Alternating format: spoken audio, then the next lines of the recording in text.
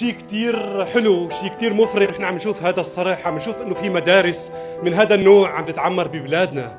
قد ما حاول نظام الاسد وحلفائه انه يقتلونا، انه يهدموا هذا البلد، انه يقصفونا، رح نضل كل مرة نطلع من تحت الانقاض، نرفض الغبرة اللي علينا ونوقف على رجلينا ونبني من جديد. قد ما هدموا رح نبني نحن، لانه نحن اولاد هاي البلد.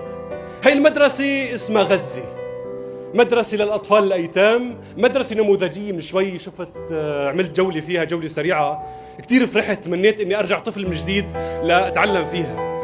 اللافت بالموضوع إنه اسمها غزة، غزة اللي شاغلة عقولنا وتفكيرنا.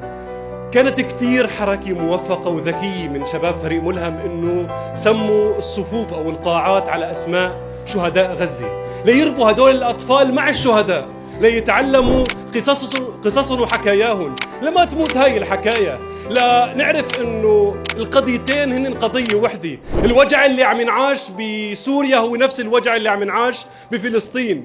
كتير حلو انه يتربوا اولادنا على حب فلسطين، كتير حلو انه كل طفل على الاقل يعرف قصة اسم صاحب الصف، اسم الشهيد اللي مسمى هذا الصف على اسمه.